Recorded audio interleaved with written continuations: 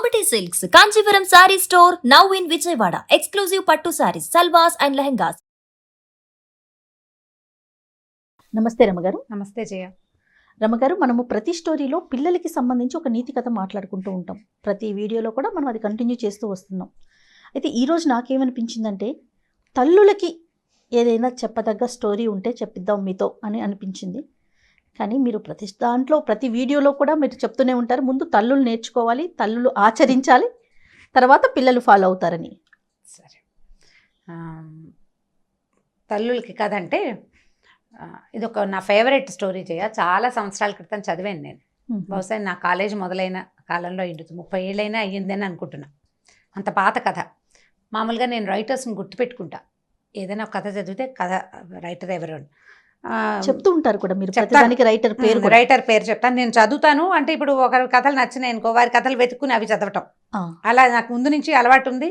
మా దగ్గర లైబ్రరీ చాలా పెద్దది ఉంది, మా కాలేజీలో ఉంది. మా నాన్నగారికి బాగా పుస్తకాలు కొనే అలవాటు ఉంది. మా అన్నయ్య అంతే, పుస్తకాలు ఎక్కువ ఉండేవి మా ఇంట్లో. దానివల్ల నేను ఎక్కువ చదవటం వల్లే ఈ పని చేయగలుగుతున్నాను అనమాట.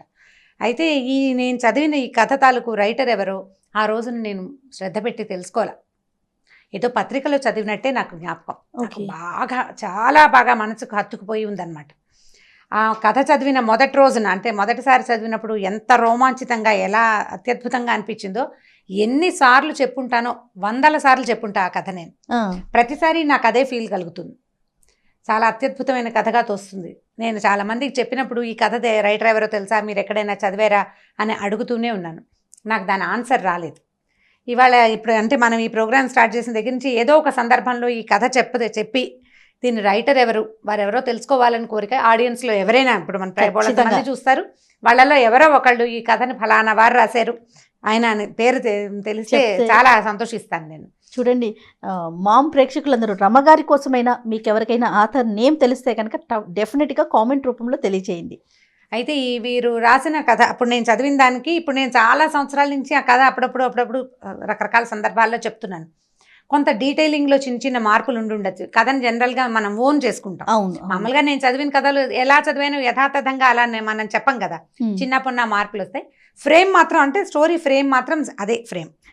అయితే ఇది ఒక 200 ఏళ్ల నాటి కథ అనుకుందాం, అలా అయ్యుండొచ్చు అనిపిస్తోంది. అంటే ఆ కథ చెప్పిన సందర్భం దీన్ని బట్టి. అప్పట్లోనట ఒక గాజుల వ్యాపారి ఉండేవాడు.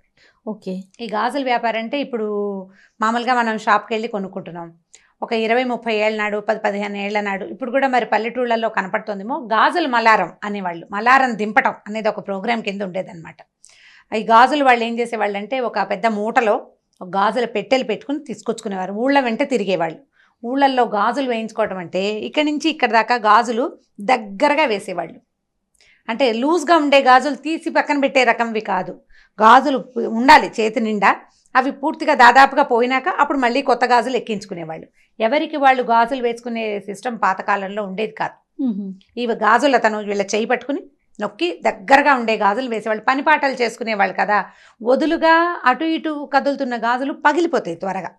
మట్టి గాజులు వేసుకోవటం అంటే, ఇప్పుడు దగ్గరగా గుత్తంగా ఉన్నాయనుకో, చేతి నిండా ఉన్న గాజులు ఏ పని చేసినా పగలవు, చిన్నగా సవడి చేస్తూ ఉంటాయి. గాజుల చేత్తో అన్నం పెట్టడం అనేది ఒక ఏమనాలంటే రకరకాల సేయింగ్స్లో గాజుల చేత్తో అన్నం పెట్టడం అనేది ఒక సేయింగ్. అయితే ఈ గాజుల వ్యాపారి ఉండేవాడు. ఈయన చాలా దేవి భక్తుడు. ఓకే. అయితే ఆయన పేరేదో కానీ ఆయన దుర్గా అనేవాడు. ఎప్పుడు దుర్గా నేను రామ అంటుంటాను నేను, అలా ఆయన దుర్గా అనేవాడు. ఈ దుర్గా ఎట్లా అంటే, కనపడ్డ అమ్మాయి దుర్గే, గాజులు వేయించుకునే అమ్మ తల్లి దుర్గే, అందరూ దుర్గలే. అతను అలా దుర్గా అని ఎప్పుడు దుర్గని తలుచుకుంటుంటే ఆయన దుర్గాదాస్ అనేవాళ్ళట. అయితే ఈ దుర్గాదాసు ఊళ్ళ వెంట తిరుగుతూ ఉండేవారు, గాజులు వేసేవాడు.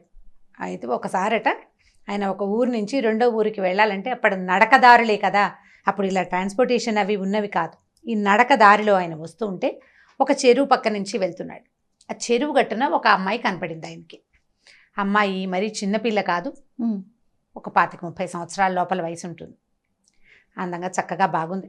ముక్కుకి ఒక ముక్కు పుడక, రెండో ముక్కుకి బేసరి. పాత రోజుల్లో అలా ఉండేవి కదా, 2 ముక్కు పుడకలు ఉండేవి. అక్కడి నుంచి సర్వాలంకారాలతోటి అమ్మాయి చక్కగా ముత్తైదు పెళ్ళైన అమ్మాయి కనపడి పిలిచి గాజులు వేస్తావా అని అడిగింది. అయితే ఇంత నిర్జనంగా ఉంది ఈ అమ్మాయి ఇక్కడ ఎందుకుందంటే, ఆ అమ్మాయి చేతిలో బిందు ఉంది, మంచినీళ్ళకి వచ్చిందని అనుకున్నాడు. ఓకే. నేను ఆ ఊరు వెళ్తున్నాను, నువ్వు ఆ ఊరు వెళ్ళిపోతున్నావు, నేను ఇంటికి వెళ్తాను, నువ్వు నాకు గాజులు వెయ్యి అని చెప్పి చెయ్యి అందించింది. అందించేసరికల్లా ఈయన ఏం చేశాడు, సరే ఒక చెట్టు కింద దింపాడు మల్లారం. పెద్దవాడు ఒక 50 ఏళ్ళు ఉండుంటాయి బహుశా.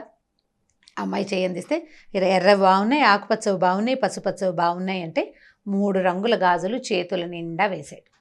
పిల్లని చూస్తే కలిగిన అమ్మాయి లాగానే కనపడుతుంది. ఈ అమ్మాయి దగ్గర డబ్బులు ఉండవని అతను ఎందుకు ఊహిస్తాడు? గాజులు వేయించుకుని ఏదో తృణమో పణమో, అప్పుడు పెద్ద ఖరీదులు కాదు, కాసు, అరకాసు, పావల, 10 రూపాయలు బేడలు కాణీలు ఉండే రోజులు, అణాలు అర్ధనాళ్ళు ఉండేవి. అయితే ఇవి వేసిన తర్వాత ఈ అమ్మాయి ఏం చెప్పిందంటే, నువ్వు ఈ ఊరు వెళ్తున్నావు కదా, ఫలానా శివాలయం ఉందా, శివాలయం పక్కన కర్ణం గారి ఇల్లు ఉందా, ఆ పక్క సందులోంచి కొంచెం లోపలికి వెళ్తే ఒక ఎత్తరుగుల ఇల్లుంది, ఆ ఇల్లు మాదే, మా నాన్నగారు ఉంటారు, ఈ గాజులకు డబ్బులు నువ్వు అక్కడ తీసుకో ఓకే అని చెప్పింది. చెప్పేసరికల్లా అదేమిటి నువ్వు డబ్బులు లేకుండా ఎందుకు వేయించుకున్నావని అదని అతను అనలా. ఎందుకంటే ఇది అతను పనే కానీ అదే వ్యాపకంగా చేస్తున్నాడు కానీ వ్యాపారంగా చేయటం లేదు ఆయన. ఇలా స్త్రీ రూపంలో ఈ అమ్మాయిలకి గాజులు వేస్తూ అమ్మవారికి గాజులు వేసినంత సంతోషించేవాడు. అతనికి వచ్చిన కొంత సంపాదనే అతనికి చాలు, ఏదో ఇచ్చింది పుచ్చుకునేవాడు అంతే. సరే ఏమన్నాడు, ఈ అమ్మాయి బిందె పుచ్చుకుంది, ఇంకా నేను నీళ్ళు తెచ్చుకోవాలి, నువ్వు వెళ్ళిపోతున్నావు కదా, వెళ్ళి తీసుకోమంది. మా నాన్నగారి ఇంటికి వెళ్ళు, మా అత్తారు ఇల్లు ఇది, మా నాన్నగారు ఊరు ఆ ఊరు, మా అత్తారు ఊరు ఈ ఊరు అని చెప్పింది. చెప్పేసరికల్లా మా నాన్నని అడిగి డబ్బులు తీసుకోమంటే ఈయన బ్యాగ్ అంతా సర్దుకున్నాడు.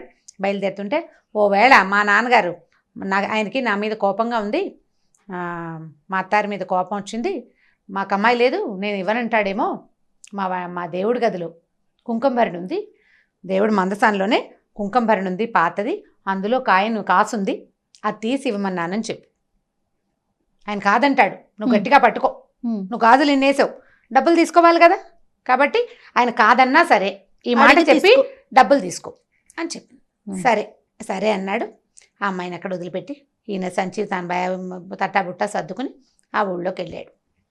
శివాలయం వచ్చింది, దండం పెట్టుకున్నాడు, కర్ణం గారి ఇల్లు కనపడింది, పలకరించాడు, పక్క సందులోంచి లోపలికి వెళ్ళాడు. ఎత్తరుగుల ఇల్లు. అయితే ఇల్లు పెద్దదే కానీ బాగా పేదరికంలో ఉన్న ఇల్లే అది. అక్కడి నుంచి ఆ ఇంటి ఆయన్ని పిలిచాడు. బయట ఒక 5-6 వేద విద్యార్థులు ఎవరో కూర్చున్నారు, వేద పాఠం చదువుకుంటున్నారు. ఈ అమ్మాయి అన్ని కాకేశాడు. అయ్యా మీ అమ్మాయికి గాజులు వేసానండి చెరువు దగ్గర, డబ్బులు ఇప్పిస్తే వెళ్తానండి అన్నాడు. అమ్మాయా, ఎవరమ్మాయి, ఎవరింటికి వచ్చావు నువ్వు అని అడిగాడు. ఫలానా ఇల్లు ఇదే కదండి, ఆయన పేరు కూడా చెప్పింది. ఆ ఇల్లు ఆ పేరు తమరదే కదా అంటే నాదేను, ఫలానా ఇల్లు ఇలాగని చెప్పింది, గుర్తులు, నేను వచ్చాను, మీరు ఇలాగే అంటారని అమ్మాయి చెప్పింది కూడా. డబ్బులు ఇప్పించండి బాబు, లక్షణమైన బిడ్డ, అంత పిల్లని కాదనుకుంటారా అన్నాడు. మీకు తగదాలుంటే సొంత పిల్లని కాదనుకుంటారా ఎవరైనా అనేసరికి ఈయనకు అర్థం కాదు. పిల్లని కాదనుకోవటం ఏమిటయ్యా, నాకు అసలు ఆడపిల్లలే లేరు, అమ్మాయిలు లేరు నాకు అన్నాడు. అనేసరికల్లా భలేవారు మీరు ఇట్లాంటి మాట అంటారు, ఇంత మాట అన్నారు, అమ్మాయి చెప్పింది, ఇంత మాట అంటారా, ఎంత కోపం వస్తే మాత్రం, ఆడపిల్లని కాదనుకుంటే ఎలాగండి, తీసుకొచ్చి డబ్బులు ఇవ్వండి అన్నాడు. మెల్లిగా జనం చేరటం మొదలుపెట్టారు. గాజులు వాడు రావటం ఏమిటి, వీళ్ళింటో డబ్బులు అడగటం ఏమిటి, ఈ వేద విద్యార్థులు చదువు మానేసి వాళ్ళు నోటు తెచ్చుకుని చూస్తున్నారు ఏమిటో జరుగుతోందని. పల్లెటూరు కదా, కాస్త గట్టిగా మాటలు దొరలేసరికి 4 ఏళ్ళ వాళ్ళు చేరతారు, ఒక్కొక్కళ్ళు వింటున్నారు ఏమిటో సంభాషణ జరుగుతుందని. ఈయన అవునంటాడు, కాదంటాడు, అతను అవునంటాడు. ఇక విసుగొచ్చి ఏమన్నాడంటే, అయ్యా అమ్మాయి చెప్పింది, మీ ఇంట్లో పూజా మందసంలో కుంకుమ భరణ పాతది ఉందిట, ఆ తెరిచి చూడు, అందులో కాసు ఉంటుందని చెప్పింది అమ్మాయి, ఆ కాసైనా తెచ్చి నాకు ఇవ్వండి, నేను వద్ద పోనీలేమ్మా, ఆడపిల్లవి నీకు గాజులు వేసాను, మీ నాన్నకి ఇష్టం లేకపోతే పోనీలేమన్నాను, కాదు గాజులకు నువ్వు డబ్బులు తీసుకోవాల్సిందేనని చెప్పింది, బంగారం లాంటి బిడ్డ, నువ్వేం తండ్రివయ్యా, పట్టుకురా ఆ కాసు తెచ్చివి నాకు, అమ్మాయి నన్ను తెచ్చుకోమంది అన్నాడు. ఈయన తెల్లబోయాడు. మా ఇంట్లో దేవతా మందిరంలో అసలు కుంకుమ భరణి ఉండటం ఏమిటి, మా ఇంట్లో కుంకుమ భరణి లేదన్నాడు. ఆ భరణి ఏం లేదు మా మందసంలో, చెప్పింది చూడవయ్యా అనేసరికి సరే అందరూ అదేమిటి ఎందుకు చెప్తున్నాడు, దుర్గాదాస్ ఈ ఊళ్ళలో తిరిగేవాడే, చూడు అనేసి అన్నారు. చూడమన్నారు. దేవతా మండపంలోకి మందసం దగ్గరికి వెళ్ళాడు. అయితే వాళ్ళ అమ్మగారు, ఆయన తల్లి, ఈయనే కొంచెం పెద్దవాడు, ఓ 50 ఏళ్ళ పైనున్న ఆయన, ఆవిడ కడు వృద్ధురాలు, ఇంట్లో ఉంది పెద్ద ఆవిడకి జ్ఞాపకం వచ్చింది లీలగా. ఒక పాత కుంకుమ భరిణ వాళ్ళ దేవతా మందసంలో ఒక పక్కన చిన్న మీట లాంటిది, అది నొక్కితే అక్కడ ఒక కుంకుమభరణలు అవి పెట్టుకునే, ఎందుకంటే పాత రోజుల్లో బీరువాలు అవి ఉండేవి కాదు కదా. ఈ దేవతా మందిరాల్లో, తర్వాత ఏమో పందిరి మంచాల లోపల అట్లా చిన్నవి అల్మర్లు ఉండేవి వస్తువులు దాచుకోవడానికి.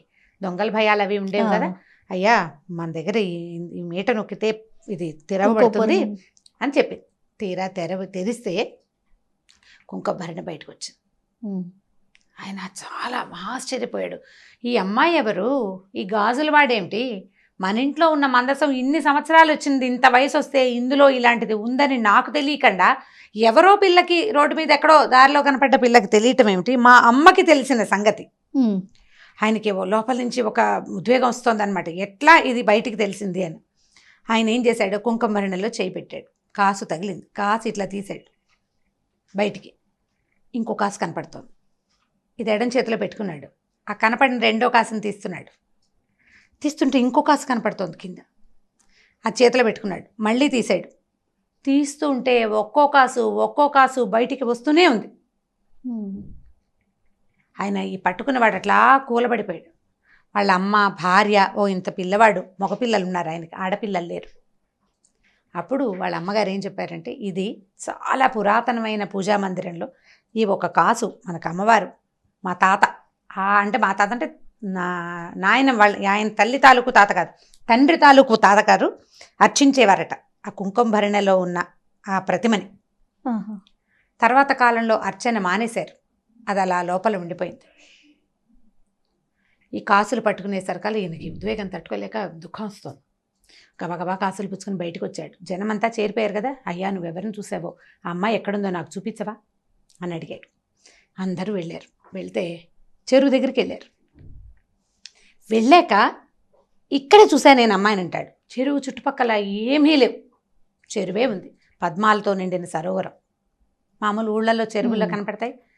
అయితే ఈయన, అయ్యా నేను ఇక్కడే చూశానండి, ఆ అమ్మాయి ఎటు వెళ్ళిందో, పాదాలు ముద్రలు కూడా ఏమీ కనిపించట్లేదు, చెరువు వైపు నడిచినట్టే కనపడుతున్నాయి కాలి గుర్తులు, బయటకు వచ్చినట్టుగా ఏవీ లేవు.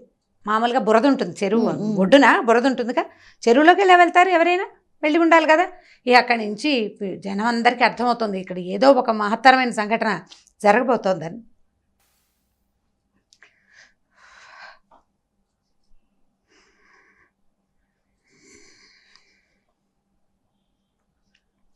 సరే దుర్గాదాసు పిలిచాడు.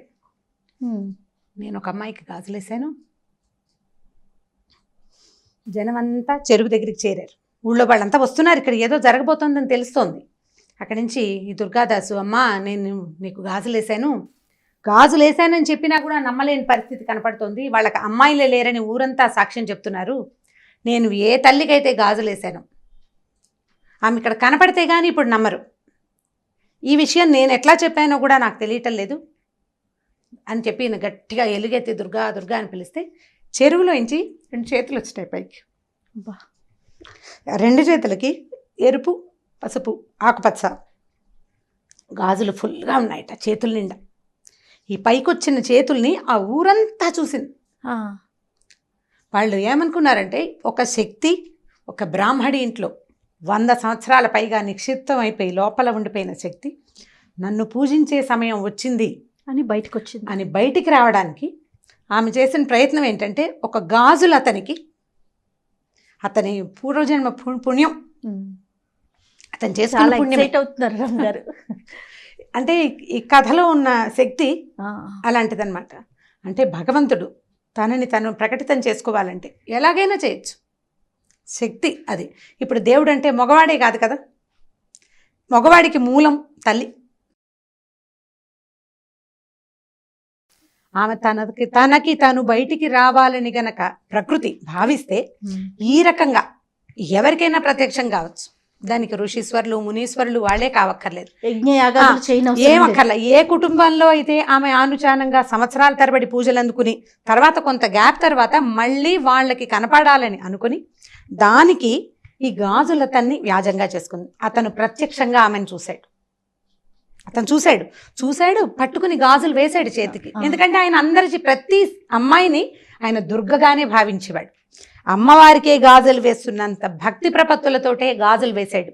ఒకవేళ డబ్బు ఇవ్వకపోతే పోనీ అనుకునేవాడట. ఎవరు ఇవ్వగలిగిన తల్లి దగ్గర తీసుకుని, ఏ పిల్లైనా ఆడబిడ్డకి చేతులకి గాజులు ఉండాలి కదా, ఎవరికైనా చేతికి గాజులు ఉండాలి. ముత్తైదు పిల్లకి గాజులు లేకపోతే ఎట్లా?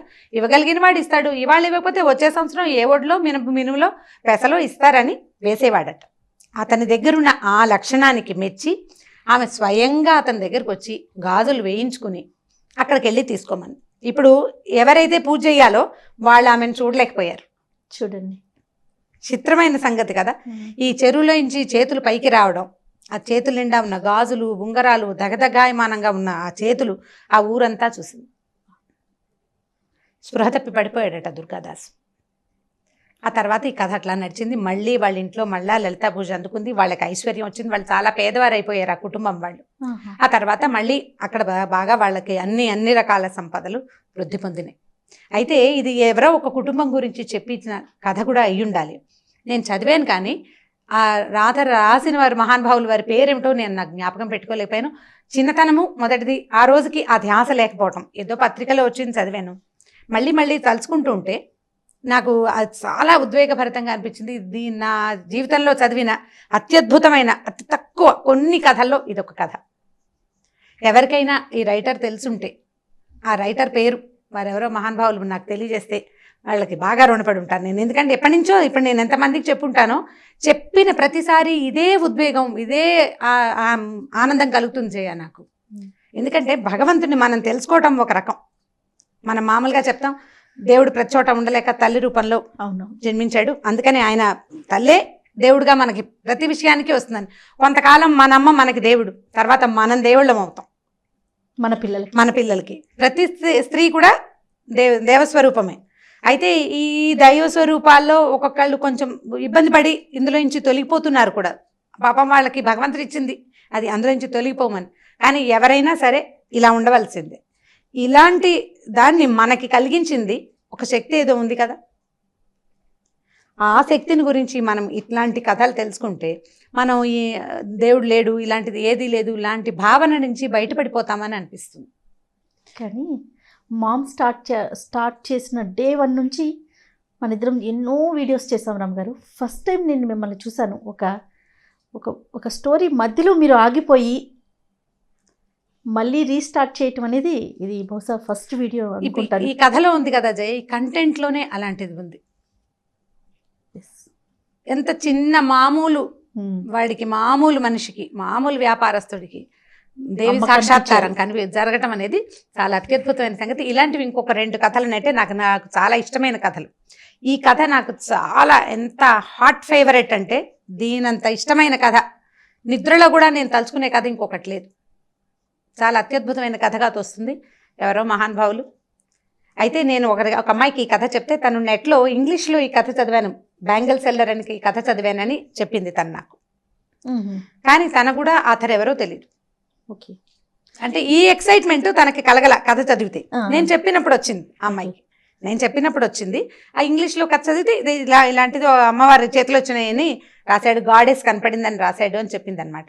బట్ నేను ఇంటర్నెట్లో సెర్చ్ చేశాను కానీ నేనేం సాధించలేకపోయాను ఆ కథను. అంటే సరిగ్గా మనం అడగాలి కదా ఈ స్టోరీ అని, రైటర్ పేరు ఏదైనా స్టోరీ పేరు చెప్పాలి. నేను 2 చెప్పలేకపోయాను, దాంతో నేను తెలుసుకోలేకపోయాను. ఈ కథ తెలుసుకోండి అమ్మా, పిల్లలకి వీలైతే కథ చెప్పగలిగితే దీన్ని బ్రీఫ్ చేసుకుని చెప్పండి మొదటిది. తర్వాత ఎవరికైనా ఈ రైటర్ పేరు కనుక తెలిస్తే, అంటే ఇది డీటెయిలింగ్ మారిపోయింది, నా భక్తి కూడా తోడైంది కదా, నాకు కూడా అమ్మవారి మీద ఉన్న భక్తి దీనికి తోడైంది. అందుకని కథలో కొంత డీటెయిల్స్ మారిన, ఫ్రేమ్ మాత్రం ఇదే కథ. Right, thank you so much రమ్మ గారు. ఒక అద్భుతమైన కథని మా అందరికీ వినే అవకాశాన్ని కల్పించారు. అంటే చెప్పే అవకాశం మీ వల్ల ఇంకొకసారి వచ్చింది నాకు. నమస్తే జయ. ఈ వీడియో కనుక మీకు నచ్చినట్లయితే లైక్ చేయండి, షేర్ చేయండి. మరిన్ని వీడియోస్ కోసం మా ఛానల్ని సబ్స్క్రైబ్ చేసుకోండి.